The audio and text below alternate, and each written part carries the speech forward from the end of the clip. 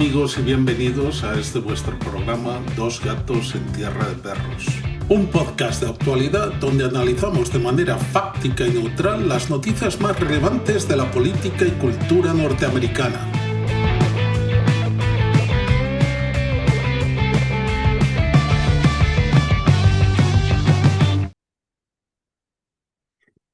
Hello, I'm Joe Magaha. Thank you, friends, for being with me for another episode of Dos Gatos en Tierra de Perros. Today, I have with me the prestigious writer, Kelley Vlahos. Welcome, Kelley. Thank you, Joe. Thank you for calling me prestigious. I appreciate that. Well, no, I mean it. And I wanted to ask you, I have so many questions to ask you because it's been a crazy time, a wild couple of weeks, and an even wilder 2 years for one side of the campaign and 3 months for another side. But now that it's over with, even though there are still votes coming in and people are saying that it wasn't so much of a mandate, that, you know, it's closer than people thought. I think it was a mandate in my own personal opinion, but I could be projecting. I think it was a mandate not only about our economy, but also about the endless wars that we have overseas. What do you think of the recent proposed appointments that Trump has brought to the table, and will they possibly bring an end to the war in Ukraine and in Gaza? What are your thoughts on that? Yeah, I think there are two different things going on there. I'm a little disappointed with Trump's picks. They are not coming from the realism and restraint vein of his support base, which I would put under the J.D. Vance category. I think they're more coming from the hawkish, pro-Israel direction, and unfortunately, that doesn't bode well for the future of U.S. policy with Israel and in respect to Gaza and Lebanon and the region. And so I think we really have to hold out some hope that Donald Trump will want to see peace. The question is, how is that executed? And right now, with people like Mike Huckabee playing U.S. ambassador to Israel and Mike Waltz as National Security Advisor and Marco Rubio as the new Secretary of State, that doesn't bode well because they're very heavily pro-Israel, very anti-Iran. Mike Huckabee has basically said there's no such thing as Palestine. And so that gives you a little idea of where they're going to come down, and it's firmly on the side of Israel in any future negotiations or resolve of that conflict. On the other side, I think there has been an all-around support among the Republican base, and that includes the realism and restraint, but also the hawks as well, to end the war in Ukraine. So I think you'll probably see some movement on that. What shape that will take is anyone's guess. I think there are people within the Trump orbit, like Elon Musk, like J.D. Vance, who see a negotiated settlement as the only way to get out of this war. And so you're going to see some movement in that direction. Like I said, not sure what shape that's going to take. Overall, I do think that Donald Trump has a strong feeling, impetus for getting out of endless wars, not engaging in more democracy building, nation building, regime change for the benefit of promoting our idea of a US-led world order. So that might be a good thing. He is more transactional. He does see things pretty realistically in terms of who our enemies are and who our allies are, and where US interests sort of fit into all of that. Let's just hope better angels win out in terms of like how we conduct these transactions. Whether or not our new relations or existing relations with other countries will result in more peaceful order as opposed to more instability in places like the Middle East, for example, or in Europe. And you know, we have issues going on, wars, conflicts in Africa, and there's all sorts of political instability in Latin America. So where Trump and the United States fit into all this is a question now, because the world is changing, and it's changing regardless of Trump or Biden or left or right. I think the international stage is sort of like shifting, and we're not necessarily the center of it anymore. And so it'll be up to us on how to gracefully sort of adapt to the new world order, and whether Trump can do that or at least bridge us to the next chapter. I think that's anyone's guess. And as somebody I'm more of an independent thinker. I run a transpartisan website, Responsible Statecraft. I don't have, I'm not forwarding an agenda for a particular party or person or ideology. So like I'm as hopeful as anyone else, but also a little wary of what's happening and what will happen next. Yeah, there were multiple coups over the past year in Africa, including Burkina Faso and oh gosh, I can't think of the other countries. I should know the Gabon, was that one of them? Or Niger, yeah. in Niger, yeah. And there was, I think, just this past week, there was another assassination attempt at the leader of Burkina Faso.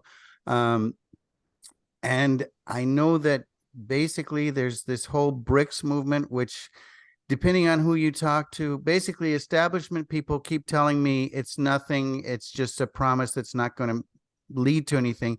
But it seems to be getting stronger and stronger, with more countries having an interest in it, countries in Africa, countries in Latin America. In fact, I read not long ago that in some parts of Bolivia, they're even accepting yuan as currency. Hopefully, yeah, I'm wondering how Trump is going to deal with all that, because I think he is focused on business and industry, and I think hopefully that will lower the tensions with the whole Taiwan issue. We're so dependent on Taiwan because of the computer chips, et cetera. But how do you think that's going to progress, or do you have an idea of it seems to be moving fairly quickly now? It's been building for a few years, BRICS, and now it seems to have gotten some more momentum. And yeah, I'm wondering how that's going to go. What do you think? I mean, there are people much smarter than I on this subject, but from the 30,000-foot view, I think what you're seeing is a lot of countries that have been subjected to U.S. sanctions, to international sanctions, and I'm looking at Iran here, North Korea, Russia, Venezuela, and then secondary sanctions. I mean, we have led Mhm. this sort of like punitive regime against countries that do not toe the line, that do not agree with us, that do things that we don't like. And the apex of that was Russia and their invasion of Ukraine. Now, the Quincy Institute, for whom I work for, we're in support of those initial sanctions for the illegal invasion of Ukraine, which was a violation of international law.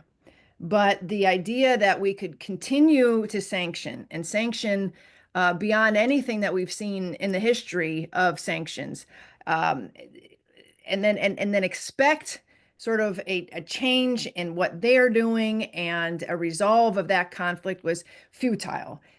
Russia's only gotten stronger.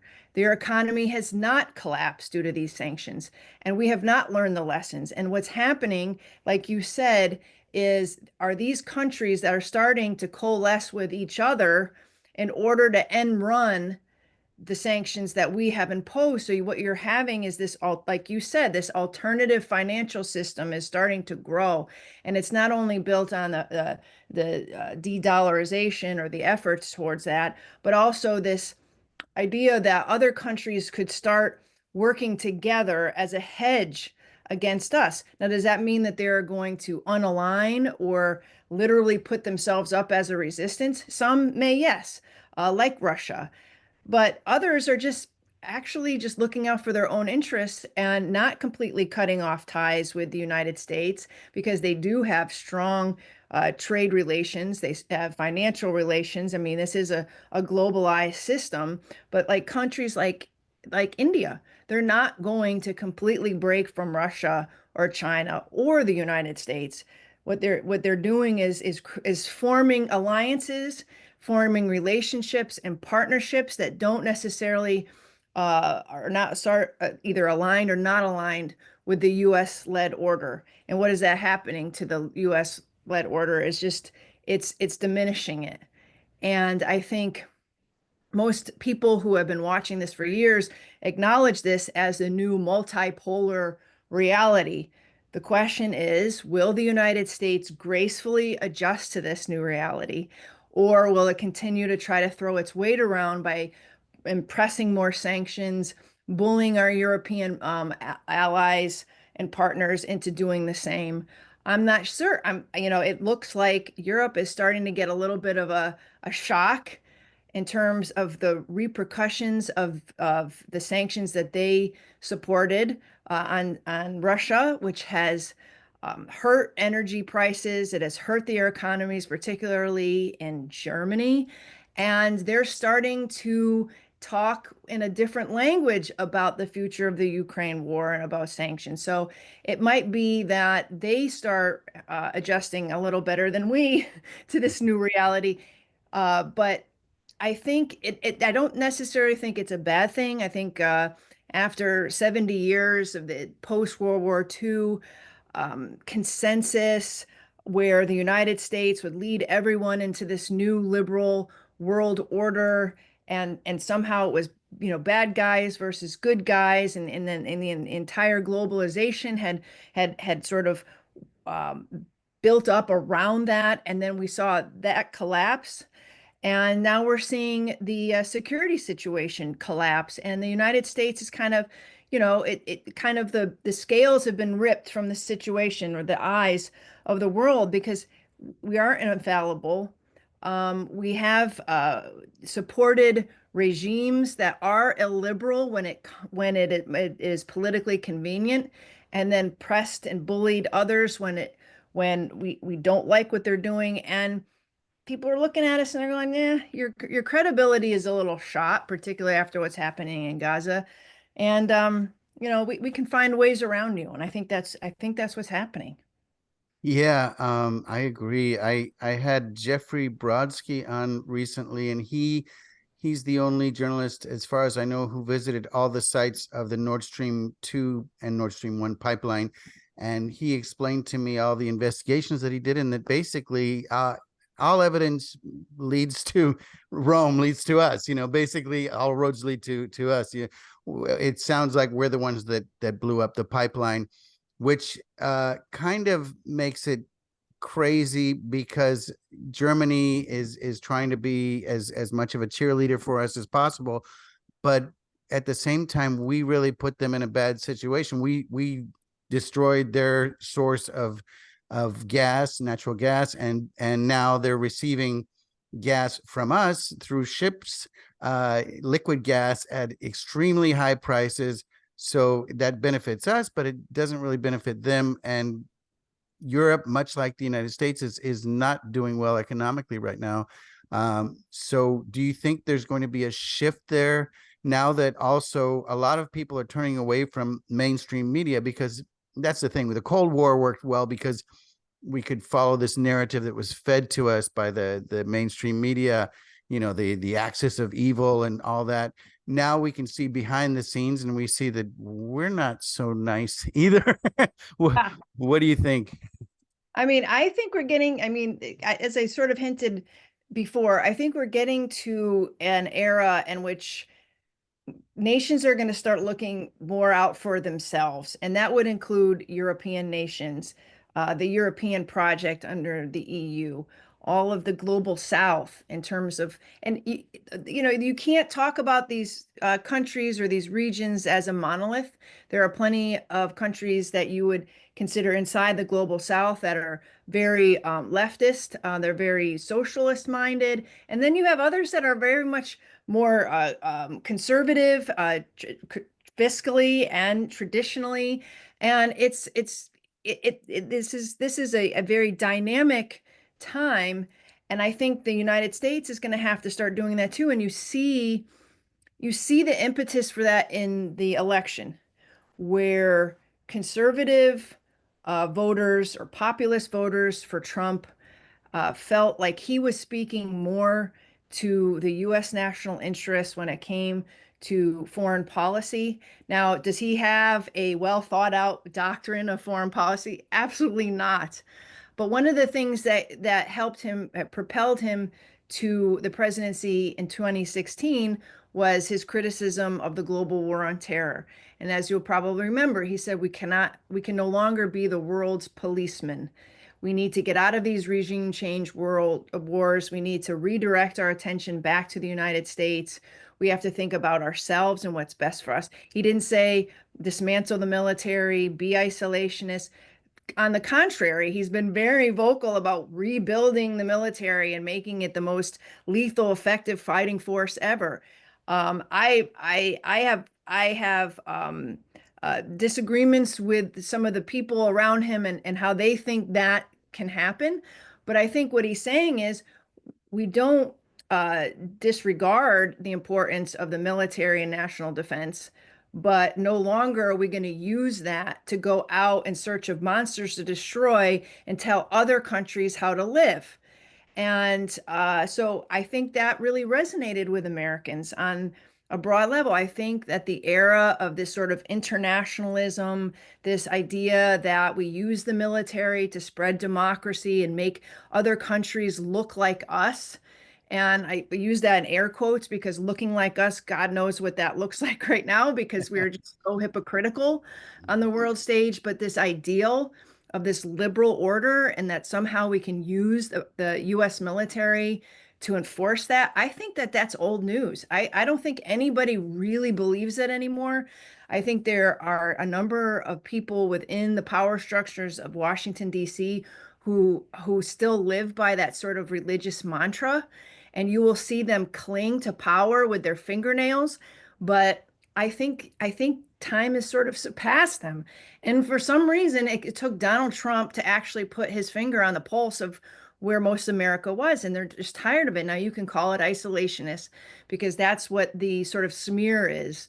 But it really isn't. It's not saying that America can no longer trade or engage or use diplomacy or make friends or try to help resolve issues through talking and negotiations.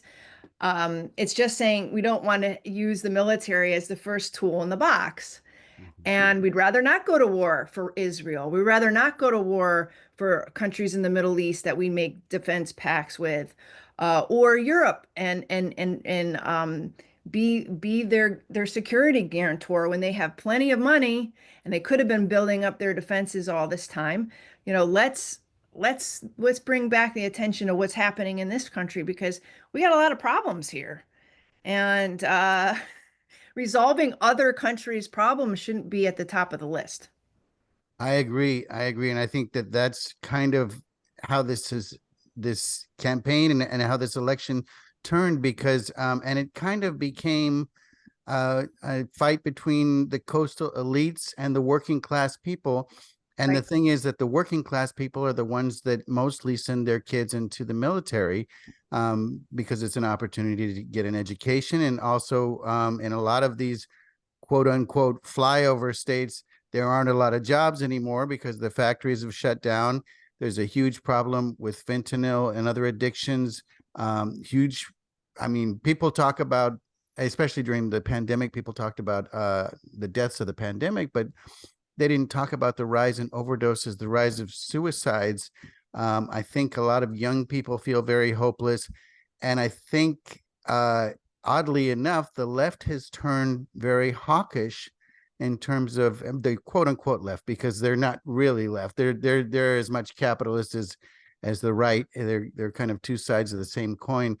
But I'm wondering, in terms of the choices that he made, like Marco Rubio, I think in his past administration, a lot of people betrayed him.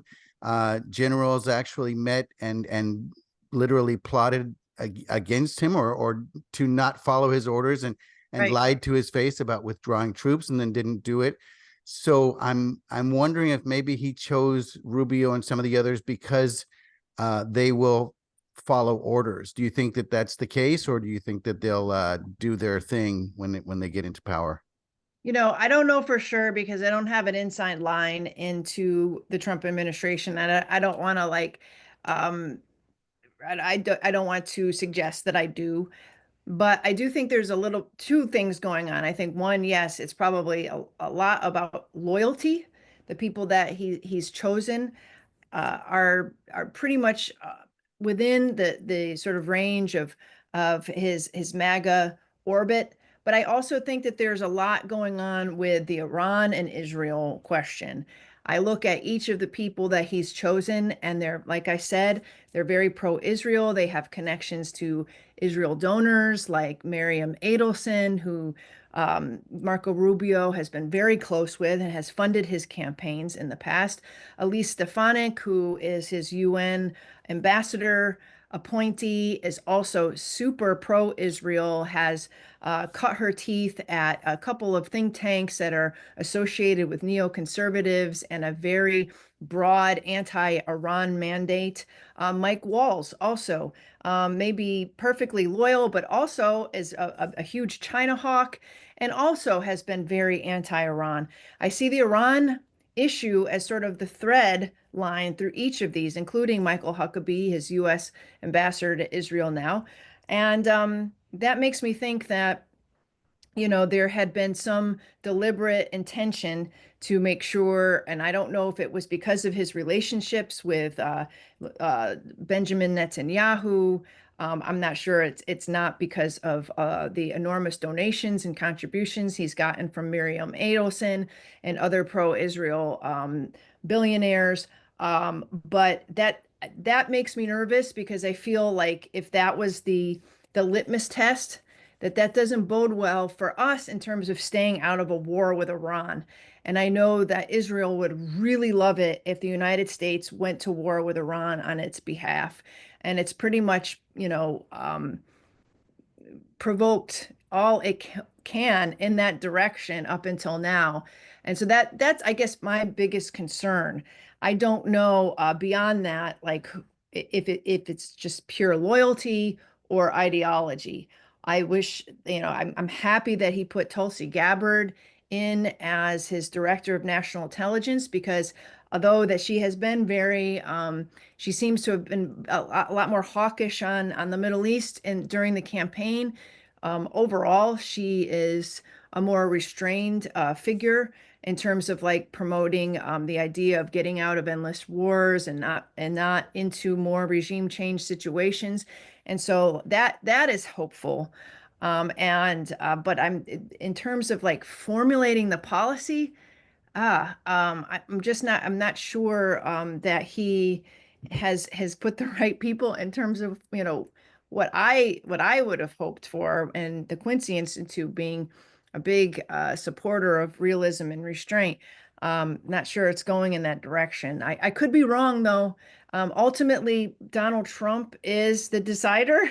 And if he doesn't agree with his Secretary of State or National Security Advisor or his Secretary of Defense, Pete Hesketh, who he also nominated over the last week, also a hawk on some of these issues.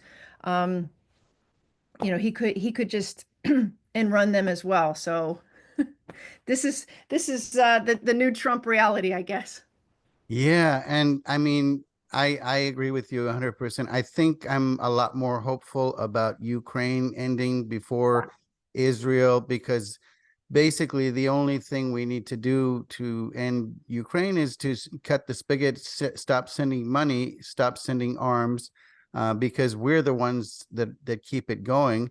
And NATO really won't be doing it on the European side. They don't have the money, and they also, I mean, they're suffering economically as well, but they don't have, and they're definitely, I mean, because then they might end up having to send troops, and no Europeans want to send the troops into Ukraine, I think, or most Europeans don't. Some Europeans are hawkish as well, Yeah. which is crazy, but I think that there's this whole carryover from the Cold War. I mean, it's been so long and so many, there are probably two generations that don't even remember the Cold War. I do. I was a teenager in the 80s, So I remember it well. And I lived in Spain during an attempted coup, and it was shortly after Franco had died. So I know that there's always been these tensions on both sides, but really it's more complicated than it used to be. It used to be basically right versus left, and it was all basically we'd ally with far right dictators all over the world as long as they were anti-communist. Yep. Now it's kind of a mix, but we still have like I just saw this past week, and I don't know if this is that reflective. Well, Lula's wife said F you to Elon Musk in a speech. Yes. And I wasn't really sure what the point of that was, but I think that that was a roundabout way of saying F you to Trump as well. And of course, they're pushing BRICS and everything, and they want to become I think, well, because Brazil is such a big country and it has so many resources, but it's not the world power that it wants to be. And they want to be on the same level with some of these other countries. And with their size and their potential, they could be, but they haven't had great leadership over the years. And they're still basically an agricultural country, right? I mean, do they have a whole lot of exports besides agriculture? One of the things that I've seen and with Brazil included is that has been an effort over the last 10 years, or well, since Trump won, to encourage this idea that there is a global fight against authoritarianism and illiberalism. And this has made me quite nervous. And because I see a lot of the neoconservatives of the pre-Trump time, the ones who helped foment the war against Iraq and make it a global war on terrorism, now finding common cause with more left of center organizations and internationalist,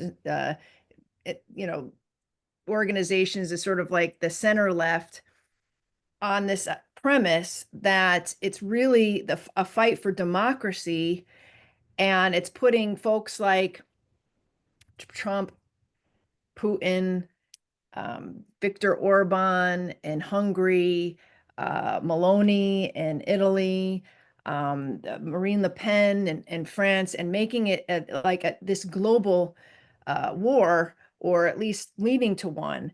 And I feel like Brazil has sort of been sucked into that. And one of the fronts in the war is the fight against misinformation and disinformation. And so, which these players in this new fight have sort of zeroed in on Elon Musk and Twitter and other forms of social media, YouTube, whatever, as a sort of a front in this war. And all they have to do is stop disinformation from spreading, and that will stop this illiberalism from spreading. And they really believe in this. And on one hand, you could say, well, the party's moved on. They can't put the genie back in the bottle in terms of social media and its influences. But what they're doing is using government powers and funding to crack down on misinformation, disinformation, and malinformation. So you saw that in the United States during by the end of the Trump administration. The deep state, meaning his own agencies, were cracking down on Twitter and making them take down accounts they didn't like over COVID. And then the Russian influence in the 2020 election. And now you've seen this move over to places like Brazil, in which U.S. government sources have been helping Brazil crack down on free speech in Brazil and crack down on Twitter and other forms of what they say are misinformation. So I really believe that's something to watch. We saw that in the speeches that Biden made, whether it be in the 2022 midterm elections or this election, that we are fighting for the soul of democracy. And he's not talking about, unfortunately, he's not talking about really bad autocrats and monarchs in Saudi Arabia and the UAE, which you got some really bad guys there that are funding wars in Africa and all over the place and creating instability and hanging people for bad tweets. We don't talk about those. He's just talking about Orban and Putin and all these people that have been designated as illiberals. And I don't, personally, I don't think there's much salience in this. I think the rest of the world is kind of hip to this sort of trite good versus evil Manichaean conflict that they've set up. But I think that there's a lot of money in it, and I think there's a lot of political urge on behalf of like anti-Trump people. And so I would keep an eye on that. See how that coalesces and whether or not it gets more life or less in this new Trump era. Yes, for sure. I mean, I totally agree that it's a financial thing and it's a control of information thing. Yes. So like, I mean, there's been this exodus over the past week of people going to Blue Sky, which, I mean, the thing is, it's not exclusive, so you don't have to be from a specific party or anything to go on Blue Sky. I advertise this show on Blue Sky. I don't know. Maybe now that it's boosted its followers, I'll get some people saying, misinformation or whatever. But I do know that even in England and the UK, they've arrested people for posts on Facebook and that kind of thing, and people are actually in jail for it. But I think, like you said, the genie's out of the bottle, the toothpaste is out of the tube. You can't really go back in time. They are trying to control the internet to a certain extent and block websites that they say put out disinformation. And they're also trying to control currencies like cryptocurrencies, particularly partly because of their own self-interest, again, because the government wants to create its own digital currency. It sounds like within the next, I don't know how many years, maybe 10 years, they're trying to phase out cash altogether. I mean, already so many people just live off of credit cards and debit cards that people don't carry cash like they used to, and some stores don't even accept cash anymore. But I think it's really scary for a government to run a digital currency, because then, of course, they want to do that so they can track where your money goes. Yeah, and partly they claim for tax purposes, et cetera, and also to avoid illicit things like, drug or human trafficking or that kind of thing. But really, that's, I think, even going back to the drug wars, going back to the 80s, this whole thing of tracking people's money was not so much about enforcing laws. It was more about controlling people. Yeah. And I think that's what they want to do now. I know that Bukele in El Salvador is accepting Bitcoin as a form of payment, official currency, and I think that's going to go elsewhere as well. I've noticed over the past week, it's gone through the roof. I wonder where that's going to go in terms of, so much is digital, so much is websites, platforms such as Twitter or X now, and all these other platforms, and cryptocurrency. The whole world is changing so quickly that it's hard to say where we're going to be in the next few years. And if the people that want to crack down on freedom of information, freedom of trade succeed, it almost looks Orwellian in a lot of ways, or not almost, it does look Orwellian. What do you think about that? Yeah, I just pointing out, or at least getting back to your point about government control of the financial systems. I mean, I feel like no matter what the government wants to do, there will be a black market that sprouts up in resistance to it.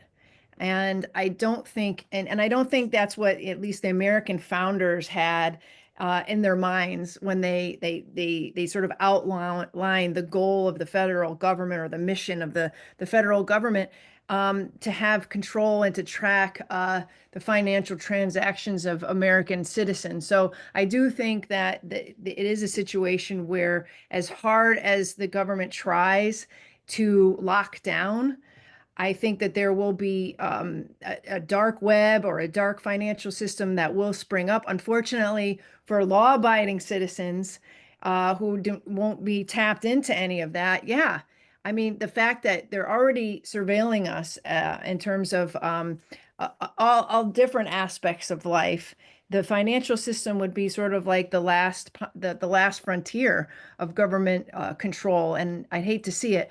I'm not sure that they'll get away with it, or at least I don't know how much it will proliferate under a Trump administration.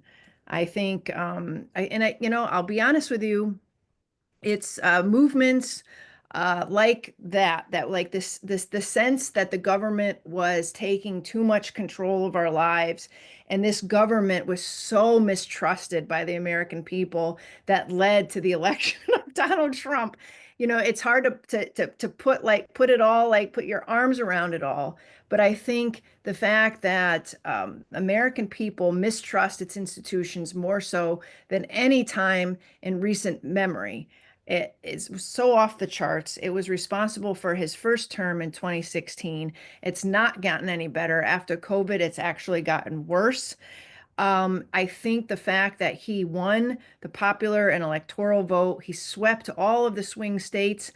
I do think that that's a mandate, and personally do think that is the result of people looking at both sides, Democrat and Republican, Trump and Harris, and saying, I don't want to go with the party that seems to be more about government control, more about just trust the government, and went with the guy who was the perceived outsider, the one that was trying to stick it to the establishment.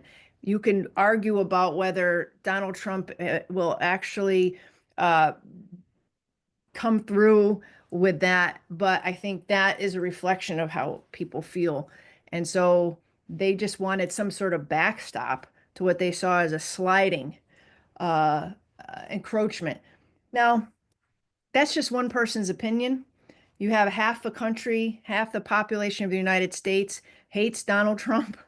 Mhm. They think that the progressive order that the Democrats supposedly represent is the better way for this country, and are very disappointed right now and are very nervous about what awaits them. So I'm only talking from the perspective as somebody who's more inclined to have, I'm more of a civil libertarian. And so my instincts are kind of flow from that. So just keep that in mind for every American.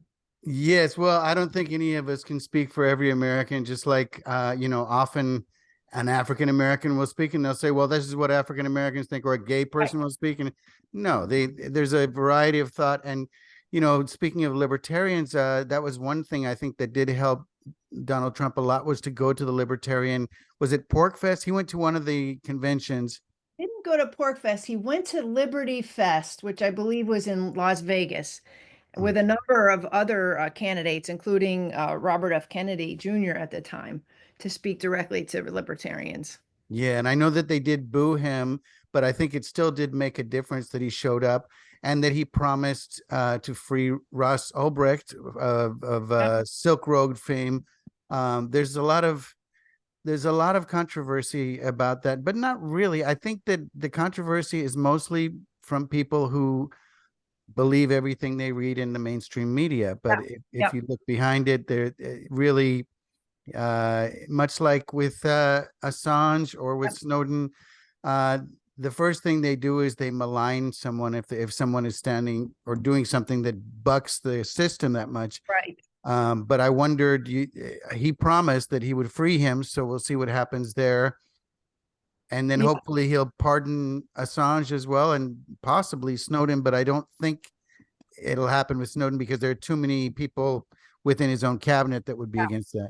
Well, that's the thing. I mean, you look at the people who he's been appointing over the last week, and they're not exactly the people who would be pushing for a pardon for Russ Ulbricht or Snowden or Assange. So it's really going to be up to him.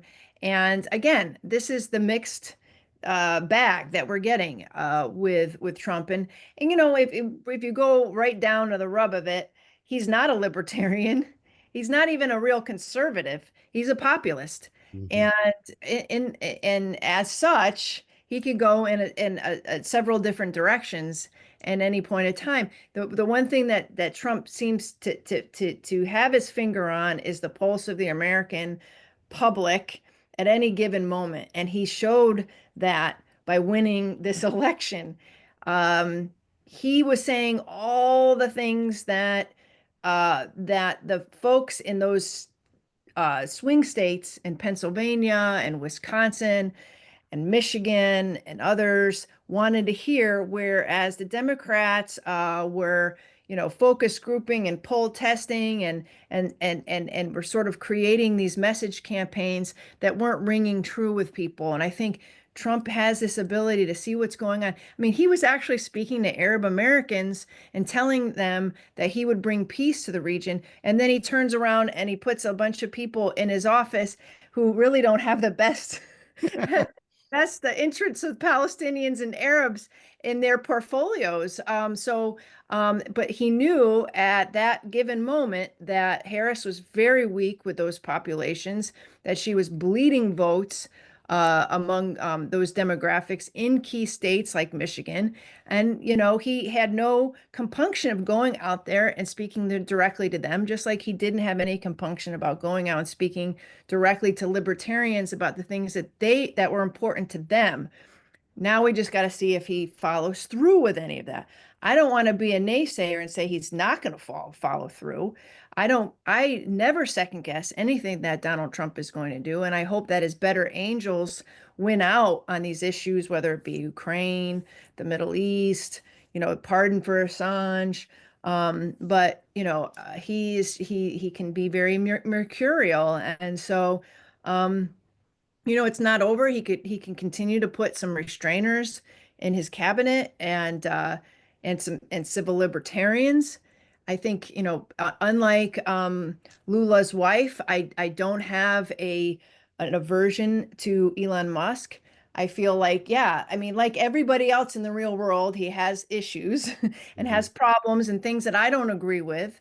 But I think, personally, I'll say this right now. I think his takeover of Twitter was not a bad thing and creating the new X. I think that for me, the social media platform, Twitter, under its previous ownership and leadership, had allowed too much government control and pushing and bullying them to take down accounts and take down um, tweets and whatnot um, during that whole COVID cycle. And this all came out in the Twitter files, thanks to Matt Taibbi and others. So I feel like the takeover, has it been seamless? Is it great? Is he always a champion for free speech? No. But I do think that he probably saved it from being an arm of the U.S. government. So I just think, you have to look realistically at all and pragmatically about the events that are unfolding and try to not speculate too much about what Trump and his cadre are going to do.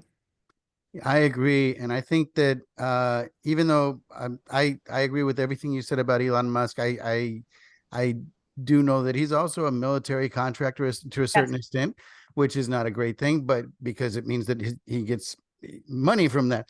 Right. But ultimately, I think that the whole focus on individuals is something that is becoming more and more on the left, whereas on the right, it's on policies, ideas. Mhm. So you might not even like somebody, but if you like their policies, and I always say, don't look at what somebody says, look at what they do. Trump Yeah. puts his foot in his mouth all the time, but he also is unfiltered, and that's what people like because they're tired of this politic speak. And at least you know what you're getting with Trump. You don't. We didn't. I still have no clear idea of what Kamala stood for or what she believes in besides joy and fighting against hate. But Yeah. that's not a plan. That's not a policy nationally or internationally. And people in this country are suffering. If we were prosperous, if the economy was booming, she Yeah. might have won, but we Yeah. weren't, and Point. yeah. A lot of the cards were stacked against her from Mhm. the outset. The economy was the biggest one. People were just disenchanted, and they continue to be distrustful of the government itself. And so she's representing a very, very unpopular Washington establishment. At the same time, we're trying to sell herself as an agent of change, and it didn't work. And it I actually feel for her because she was put in a quite an impossible situation. And maybe if they had engineered or asked and Biden had acquiesced to stepping down earlier from the nomination, and then they had a full process and a full vetting of candidates, and maybe she would have won out. I just feel like it might have given her extra layers of I don't know, people would have been able to identify her, like you said, and her policies a little better. But instead, starting out in August and trying to build a persona and a portfolio, uh, in that short amount of time. And like I said, Trump, whatever he did, and maybe, probably his campaign manager, Susie Wiles, who is his new chief of staff. I mean, she took his floundering campaign in August and turned it around. And so, so I have to give them credit too. It wasn't just Kamala bad candidate. The Trump campaign actually turned itself around after Biden dropped out. It seemed to be, oh, how do they don't have Biden, the sort of doddering old president incumbent to fight against now. And now it's this like new, energized female Black candidate who's getting everybody excited over of joy and change and whatnot and historical, the prospect of this big historical moment. And at first didn't look too good. And something happened where it kind of clicked, and they were able to overcome all of that by talking directly to those constituents that were going to get them over the top in those swing states. Yes, and basically, I think a lot of Trump's policies or strategy was just say yes to everybody, anybody, and everybody who wants to talk to you. Theo Vaughn, which Yep. was a crazy interview where Theo, and he ended up interviewing Theo about his drug addiction, and that Yes. was a big part of it. But just say yes to everybody, whereas Kamala was not meeting with everybody and was spending money like a drunken sailor, and ended up with a very much in debt. And from what I understand, she's still sending out emails trying to get people to help her pay back the campaign because it's in so much debt. And I don't know how that's going to work. Do they file for bankruptcy or what exactly happens there? But yeah, I don't know if you know the comedian Tim Dillon. No. He's kind of a wild card, but a really funny guy. But he said, considering that Kamala was a candidate with no policies and no firm beliefs, she ran a great campaign. If you don't stand for anything, then it's really tough to campaign. But I want to thank you so much. Where can people find your writing, and where can people find you? I'm going to put this on X along with YouTube, Rumble, and the audio on iVoox. And I definitely want to have you back. You're so smart and so well spoken. And I don't generally have many interviews in English, but I think that my audience will definitely want to hear this. And of course, people speak English everywhere, and if they can't understand, subtitles will be available as well. Well, that's wonderful. I appreciate it. And thank you for all the kind words. So I'm with the Quincy Institute for Responsible Statecraft, but I am the editor of our magazine, Responsible Statecraft, which isn't just a literary platform for the think tank. It's actually a magazine that encourages different voices that are in the vein of restraint, meaning how do we change our foreign policy to be less militaristic and more diplomatic, and also serving as a critic an alternative to Washington establishment foreign policy. And so that means, anything from regional, analysis. I mean, we're covering what's going on in Africa, as well as Latin America and Europe, Ukraine war, Middle East, but also Washington politics, and providing sort of like that independent, like, pushback against the mainstream media, the legacy media, and this is a great time because, like you pointed out, mainstream media is really floundering as like the new realities of social media, podcasts, online platforms have really taken over. And we've done very well, I feel, because there just isn't a lot of online platforms for like alternative foreign policy. So that's where you can find my work, and so many other writers who are much more articulate than me and more specialized. But yeah, responsiblestatecraft.org. And I also write a lot for the American Conservative, which is also one of the few conservative platforms that are promoting a restrained and realist foreign policy. So they're very interesting in that regard too. Wonderful, wonderful. Well, thank you again, and definitely, I will be inviting you back because I'm sure this is going to be an interesting year and a lot to talk about. Yeah, I would love to share my insights with you and your audience on what is to be in the new Trump administration. That sounds great. Well, thanks again, and thank you to all our listeners, and we will see you next time.